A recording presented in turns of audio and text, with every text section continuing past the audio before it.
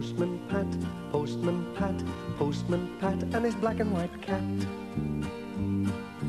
Early in the morning, just as day is dawning, he picks up all the post bags in his van.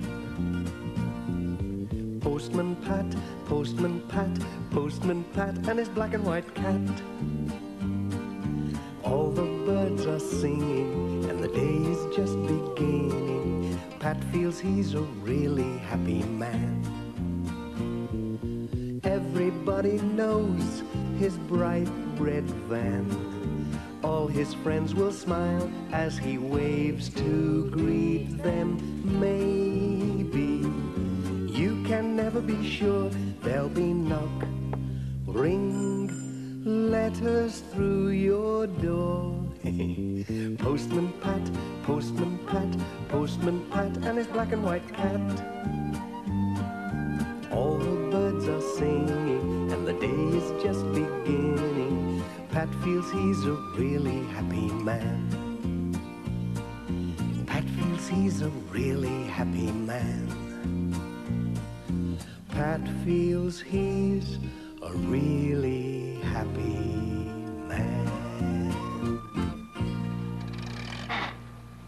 It was a special day for Pat, but he was keeping it a secret. Now then, Jess, don't you give my secret away.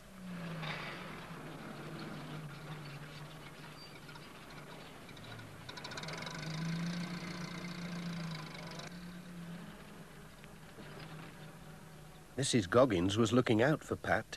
She was very pleased about something. "Hello, Pat," she said. "There's a lot of post today."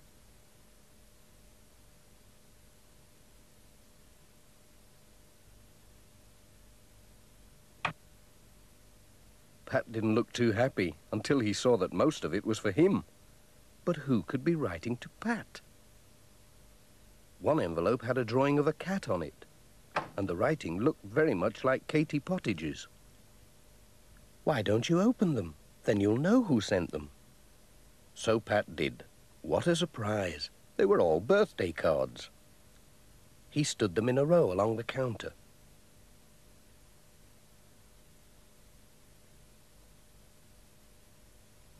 There was one from every person on his round.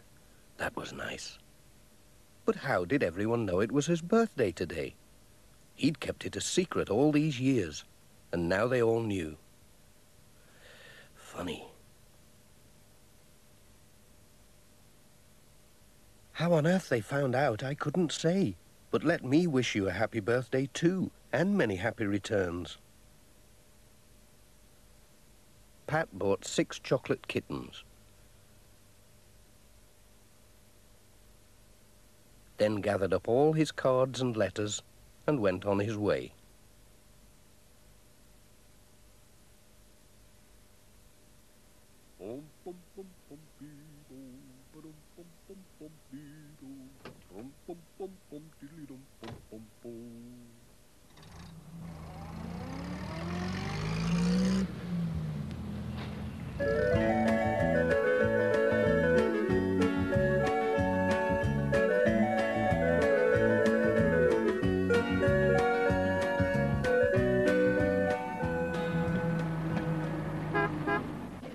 At Greendale Farm, the twins were looking out for Pat.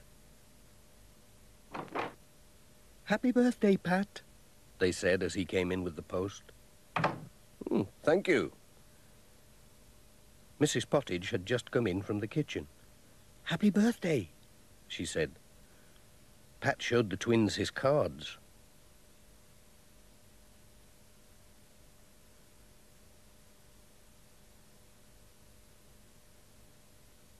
"We've made you a cake." "How did you know it was my birthday?" said Pat. "We're not telling," said Mrs. Pottage. "It's a secret." "It was a secret," said Pat with a laugh. "Here's a sugar mouse for Jess," said Tom. "Thank you very much. Now let me see. Have I got everything? Cake, mouse, cards."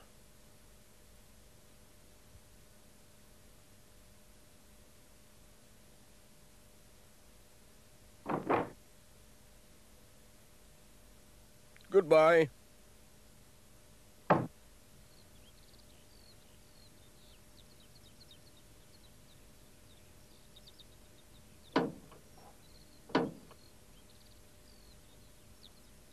Jess spotted the mouse. He thought he'd catch it before it got lost. No, said Pat. Save it for tea time. It won't run away. But Jess wasn't so sure.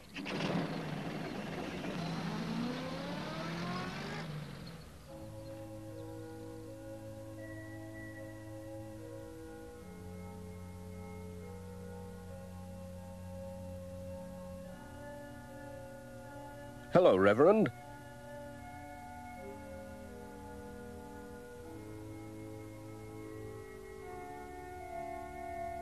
A letter for you.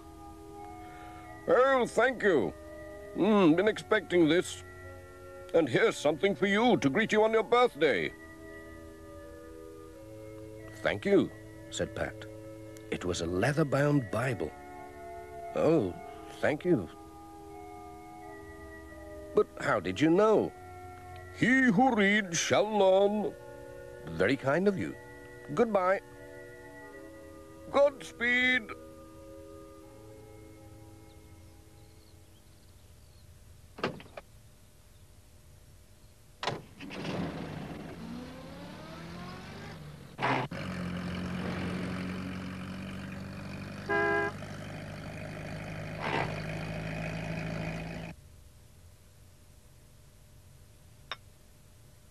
There were some letters for Thompson Ground. Come in.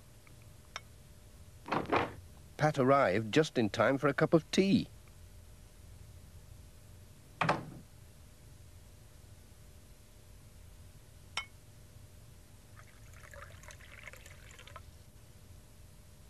Thank you. Oh, your letter.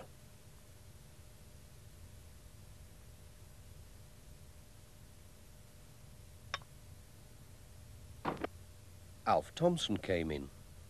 Hello, Pat, he said. Happy birthday. He gave him a walking stick with a handle made from a sheep's horn. He'd made it himself. That'll be good for keeping dogs off. Thanks, said Pat. But how did you know it was my birthday? Oh, you'll have to find that out for yourself.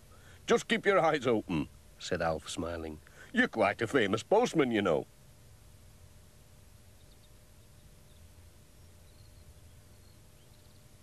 Whatever does he mean? Thought Pat. He was getting more and more puzzled, and his van was filling up with presents.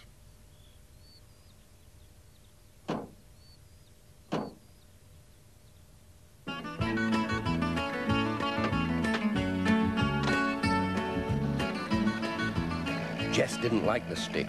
He thought the horn might butt him when he wasn't looking.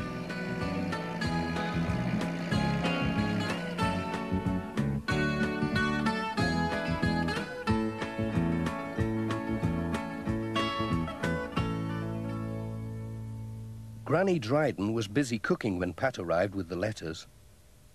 He'd brought her groceries too, as the mobile shop couldn't get up the lane to her cottage. Morning! Post! Granny Dryden had knitted something for Pat's birthday. Whatever was it? A woolly vest.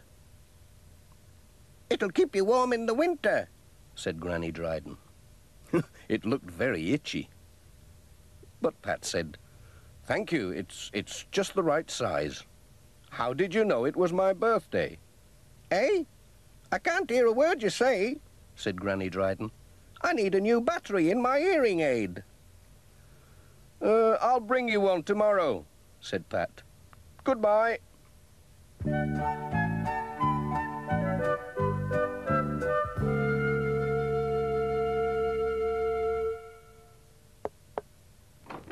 At Miss Hubbard's cottage, there was a glass of fruit juice waiting for Pat. There were 2 letters for her.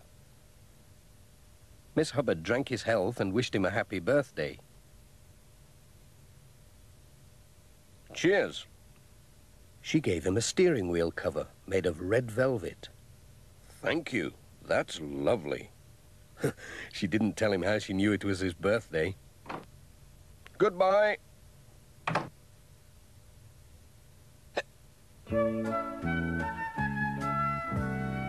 At Intake Farm, George Lancaster showed Pat his special prize hens. They look champion, said Pat.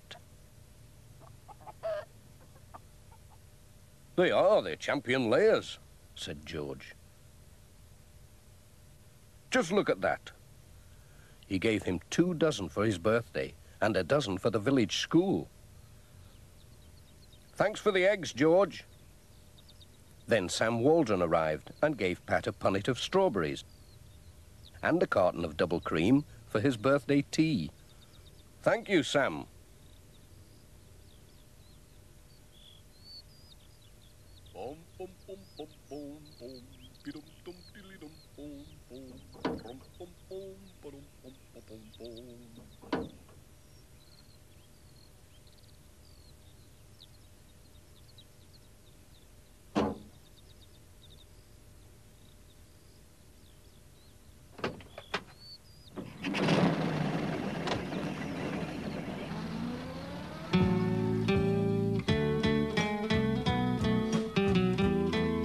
Lucy was on the lookout for Pat at the village school.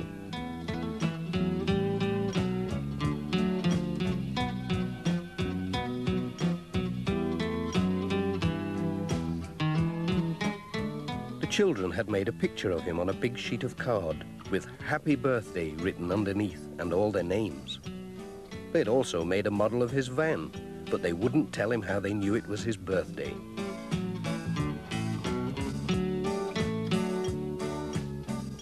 Pat had presents for them, a chocolate kitten each and the eggs from George Lancaster.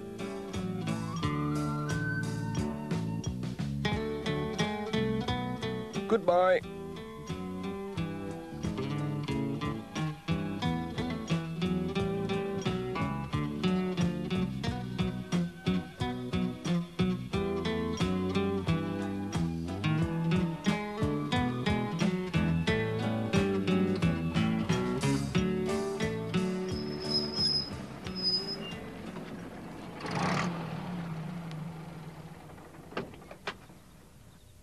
The day's round was nearly finished. Pat was just looking to see if there were any letters to collect when Peter Fogg came along on his tractor.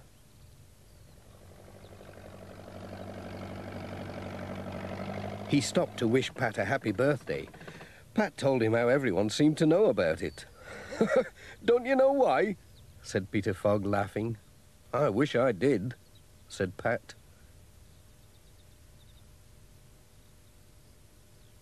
Peter showed him a newspaper. It was this week's Pencaster Gazette. Have a look at this, he said. Pat was amazed. There was an article about him, headed Postman of the Year. It told all about his work, how he helped everyone, where he was born, and the date of his birthday. Well, said Pat, how did they find all that out? Keep it as a souvenir, said Peter. Thanks, said Pat. I'll show it to the wife. She will be pleased.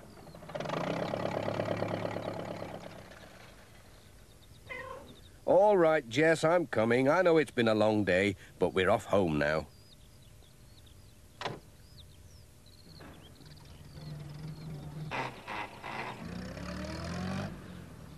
It's a pity no one knows when it's your birthday, Jess. Never mind. We'll have a little party tonight.